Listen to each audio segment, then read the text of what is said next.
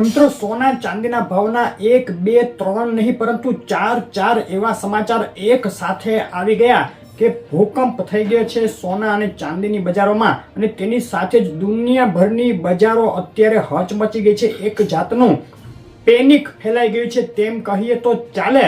હાહાકાર શબ્દ ટૂંકો પડે તે રીતની પોઝિશન અત્યારે અમેરિકાથી લઈ અને જાપાન સુધી બજારોમાં જોવા મળી રહી છે. તો તેની પાછળ આ શું સમાચારો હતા, શું કારણો હતા, સોના ચાંદીના ભાવમાં જે ઘટાડો થયો છે તે કેટલો આગળ વધશે, અત્યારે સોનું ચાંદી ખરીદવું કે રાહ જોવી, આગળના મહિનાઓમાં દિવાળી સુધીમાં 2024ના અંત સુધીમાં સોનાના ભાવના નવા ટાર્ગેટ બદલાઈ ગયા છે. તો તેની વાત આજે કરવાની છે. ખૂબ જ અગત્યનો વિડીયો. સોના અને ચાંદી તમારે ક્યારેય પણ જો ખરીદવાનું થતું હોય, જે આપણી પરંપરા આપણી સંસ્કૃતિ સાથે વણાઈ ગયેલું છે, દરેક વ્યક્તિને ક્યારેક ને ક્યારેક પ્રસંગોપાત કે વ્યવહારિક સાચવવા માટે પણ સોનું ચાંદી ખરીદવાનું હોય છે. તો તેમના માટે આ વિડીયો ખૂબ જ અગત્યનો છે. આ વિડીયોમાં મળતી માહિતી તમને નુકસાનમાંથી બચાવી શકે છે. તો અત્યારે પહેલી વાર જે વિડીયો જોઈ રહેલા છે તેવા મિત્રો હોય, નવા મિત્રો હોય તેઓ ખાસ ચેનલ સબસ્ક્રાઇબ કરવાનું, વિડીયો પહેલા જ લાઈક કરી દેજો. ફેસબુકમાં જોઈ રહેલા મિત્રો પેજ ફોલો કરવાનું ભૂલશો નહીં. ઝડપથી શરૂઆત કરીએ તો 5 દિવસમાં ભીષણ ઉથલપાથલ મચી ગઈ. આમ તો આપણે અગાઉથી એક વાત કહી રાખી હતી કે સોનું શોર્ટ ટર્મ માટે પ્રેશરમાં છે અને $2300 સુધી નીચે આંતરરાષ્ટ્રીય સોનું જઈ શકે, ત્યારે $2450 આસપાસ સોનું હતું તેવી વાત આપણે કરી હતી. અને છેલ્લા 5 દિવસની વાત લઈ લઈએ આપણે તો અત્યારે તમે જોઈ રહ્યા છો સોનાના ભાવનો ચાર્ટ. સોનાનો ભાવ 2 ઓગસ્ટે ઓલ ટાઈમ હાઈ સપાટીની નજીક હતો, એટલે કે ઓલ ટાઈમ હાઈ આંતરરાષ્ટ્રીય સપાટી સ્પોટ ગોલ્ડની જે $2483 છે તેની નજીક પહોંચી ગયો હતો. એમ હતું કે હમણાં આ સપાટી તોડી અને ઐતિહાસિક સોનાનો ભાવ થઈ જશે, પરંતુ ત્યારબાદ અચાનક થયું કંઈક એવું કે ફક્ત 3 દિવસમાં ઊંધા માથે ગબડી ગઈ સોનાની બજાર. ઉપલા મથારેથી $100 જેટલો તોતિંગ કડાકો બોલી ગયો અને $2364 સુધી સોનાના ભાવ નીચે બોલાઈ ગયા છે. સાથે ચાંદીમાં પણ તોતિંગ કડાકો થયો. $29 ની નજીક રહેલી આંતરરાષ્ટ્રીય ચાંદી $26 નજીક આવી ગઈ, એટલે કે $2.5 ચાંદીના ભાવમાં કડાકો. ચાંદીના ભાવમાં સોના કરતા પણ વધુ કડાકો થયો છે. અગાઉ આપણે કહ્યું છે કે ચાંદી વધુ વોલેટાઇલ હોય, ઝડપથી ઘટે, ઝડપથી વધે, વધુ ગેપ હોય તેમાં જે ભાવનો વધઘટનો હોય છે તે. તો હવે સવાલ થાય કે આના કારણો મેઇન તો શું હતા? એક સૌથી મોટું કારણ જે આપણે અગાઉથી જણાવી રહ્યા હતા તે હતું એક ઈરાન ઇઝરાયલ યુદ્ધ. પરંતુ ઈરાન ઇઝરાયલ જે અત્યારે યુદ્ધ થયું નથી, થવાનું છે તેવી સંભાવનાઓ વધી રહી હતી. તેને લઈને સોનાનો ભાવ વધવો જોઈએ તો વધેલો જ હતો, આગળ વધવા તૈયાર હતો, પરંતુ યુદ્ધ થયું નહીં. હજુ પણ ઈરાન ફક્ત હાકલા પડકા રાજ કરે છે. કોઈ યુદ્ધ ઈરાને હજુ શરૂ કર્યું નથી, તેમાં મોડું થઈ રહ્યું છે. તેને લઈને તેનો કરંટ થયો ઓછો. તરત જ બીજા એક સમાચાર આવી ગયા જાપાનથી. જાપાનમાં જે વ્યાજ દર હોય છે, આપણે જે ભારતમાં આરબીઆઈ રેપો રેટ નક્કી કરે છે, વ્યાજ દરો હોય છે, આપણે હોમ લોન લઈએ છીએ, કોઈ પણ લોન લઈએ છીએ તો આપણે વ્યાજ ચૂકવવાના થતા હોય છે.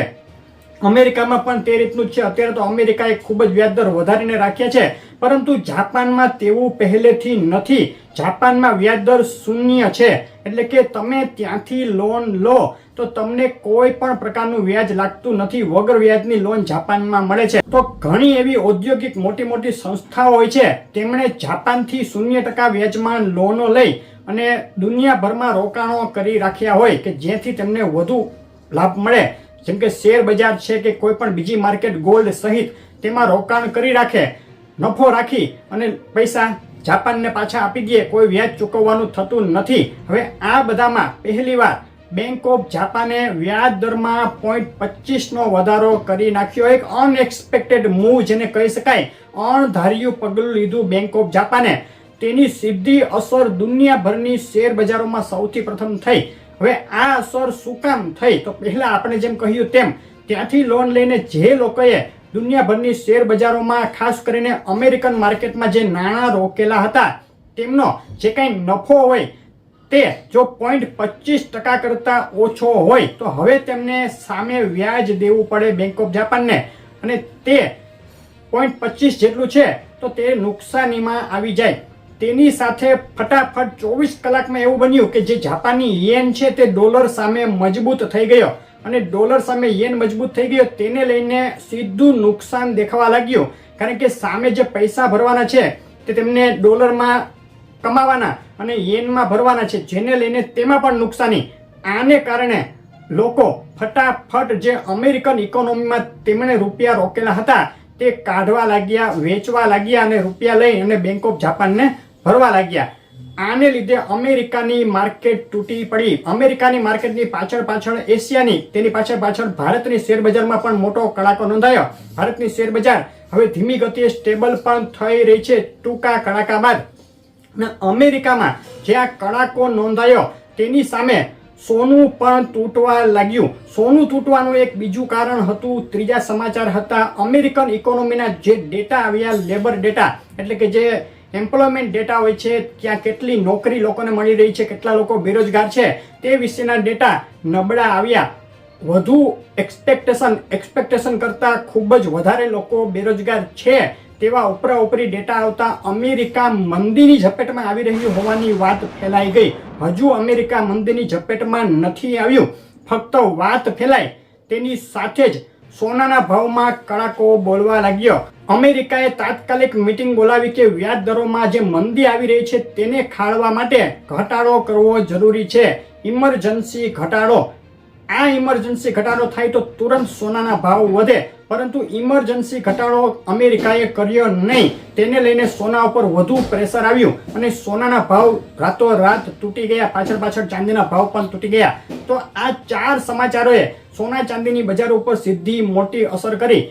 સવાલ એ થાય કે હવે આગળ શું થશે? દિવાળી સુધીમાં આપણે ભારતની બજારમાં જોઈએ તો અને 2024ના અંત સુધીમાં સોનું કેટલું સસ્તું અહીંથી કે કેટલું મોંઘું થઈ શકે, અત્યારે સોનું ખરીદવું કે રાહ જોવી? તો શરૂઆત લઈ લઈએ આપણે ચાંદીથી. ચાંદીમાં જે કાંઈ ઘટાડો આવ્યો છે તે સોનાની પાછળ આવ્યો છે. વૈશ્વિક જે અમેરિકન મંદી અને જે જાપાનની જે કટોકટી, જે જાપાને વ્યાજદર વધાર્યા તેને લીધે જે કાંઈ સંજોગો ઊભા થયા તેને લીધે આવ્યો છે. કોઈ મોટો લાંબો ઘટાડો નથી દેખાઈ રહ્યો અહીંથી. ચાંદીમાં $26 આંતરરાષ્ટ્રીય સ્તરે મોટો સપોર્ટ છે. જો અહીંથી ચાંદીમાં 2000 રૂપિયા સુધી નીચે ગણી શકાય. તે સપોર્ટ જો તોડે તો ચાંદી વધુ નીચે જાય, પરંતુ અત્યારે તે સપોર્ટ તોડે તેવી શક્યતા ખૂબ ઓછી. હજુ થોડા દિવસ આ રેન્જમાં, અત્યારે જે રેન્જમાં છે ચાંદી, તે રેન્જમાં રહી શકે. ચાંદીનો ભાવ આજનો ભારતીય બજારમાં 81,000 રૂપિયા છે વિથ GST પાકા બિલમાં. બિલ વગરની ચાંદી પણ લગભગ એ જ ભાવમાં વેચાઈ રહી છે. તો અહીંથી વધુ 1 થી 2000નો મેક્સિમમ ઘટાડો હાલ દેખાઈ રહ્યો છે. જો કોઈ વધુ જાપાનથી કોઈ સમાચાર એવા ના આવી જાય અથવા અમેરિકામાં રિસેશન ખરેખર આવી રહી છે, મંદી ખરેખર આવી રહી છે, તેવા સમાચાર ન આવે તો બહુ ઘટાડો શક્ય નથી. તો આગળ ફેરફાર શું થાય છે તેના માટે આપણે અપડેટ આપતા રહીશું. અત્યારે ચાંદી ખરીદી શકાય. અત્યારે ચાંદીનું શોર્ટ ટર્મ માટે એક તળિયું આવી ગયું તેમ કહી શકાય. વધુ ઘટાડાની રાહ ન જોતા જે લોકોને 2 વર્ષ કે તેથી વધુ સમય માટે ચાંદીમાં રોકાણ કરવું છે, જેઓ ચાંદી અત્યારે પણ ખરીદી શકે. ફરીથી સોનાના ભાવની વાત ઉપર આવી જઈએ તો સોનામાં જે કાંઈ ઘટાડો આવ્યો છે તેમાં રિબાઉન્સ પણ આવી ગયું છે. $2364 થી વધી સોનું ફરીથી $2400 ઉપર એકવાર ગયું, ફરીથી નીચે આવ્યું. અત્યારે $2400 અંદર છે સોનું. અત્યારે શોર્ટ ટર્મ માટે પ્રેશરમાં ગણી શકાય. મજબૂત સપોર્ટ એક $2350 છે, જે હજુ તૂટ્યો નથી, ત્યાં બંધ નથી આવ્યું. તે તૂટે તો તેની નીચે $2300 મજબૂત સપોર્ટ છે.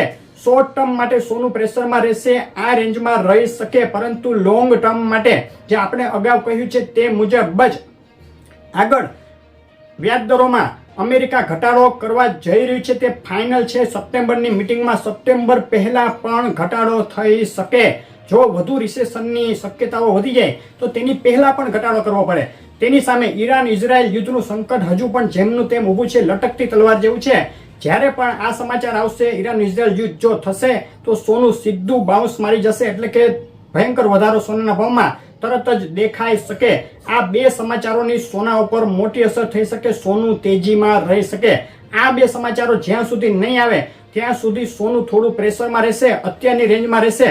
સોનાનો ભાવ અત્યારે જોઈએ શું છે ભારતીય બજારમાં તો વિથ GST પાકા બિલમાં 71,000 રૂપિયાના ભાવમાં સોનું આજે વેચાઈ રહ્યું છે.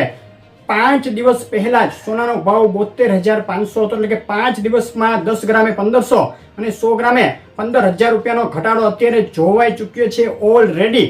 અને આ ઘટાડો અહીંથી બહુ આગળ વધે તેવી શક્યતાઓ ઓછી. તો તેને લઈને એક સલાહ અહીંથી કે સોનું અત્યારે પણ ખરીદી શકાય. અગાઉ પણ આપણે સલાહ આપી હતી કે સોનું ખરીદવા માટેનો આ સુવર્ણ સમય ગણી શકાય. મોટા ઘટાડાની રાહ ન જોતા અત્યારે સોનું ખરીદી શકાય. દિવાળીના અને જે ડિસેમ્બર મહિના સુધીના સોનાના ટાર્ગેટ આંતરરાષ્ટ્રીય માર્કેટમાં $2550 થી લઈ અને $2600 સુધીના ગણી શકાય. અહીંથી 10 ગ્રામે 5 થી 7,000 રૂપિયાનો વધારો 2024ના અંત સુધીમાં સોનામાં દેખાઈ શકે છે. અને 2025-26ના ટાર્ગેટ જે અગાઉ આપણે આપ્યા હતા $2,800 થી લઈને $3,000 સુધીના, તે હજુ પણ યથાવત છે. લોંગ ટર્મની એક તેજીનો તખતો અહીંથી સોના માટે ગોઠવાઈ રહ્યો છે. આગળના જે કાંઈ પરિબળો છે તે સોના માટે સપોર્ટિવ દેખાઈ રહ્યા છે. એ સિવાય કે જે ગઈકાલે કયા વિડીયોમાં જે આપણે કહ્યું હતું કે કોઈ અનએક્સપેક્ટેડ કોઈ સમાચાર આવી જાય અને જે સોનાના ભાવને નેગેટિવ અસર કરે તો વાત અલગ છે કે જે આપણે અગાઉથી જાણી ન શકીએ. તે સિવાય મોટે ભાગે સોનામાં લાંબી તેજીની શક્યતાઓ અત્યારે આગળના મહિનાઓમાં આગળના વર્ષોમાં દેખાઈ રહી છે. તો આ હતી સોનાના ભાવની અત્યારની સુધીની અપડેટ. સોનું ખરીદવા માટેની સલાહ.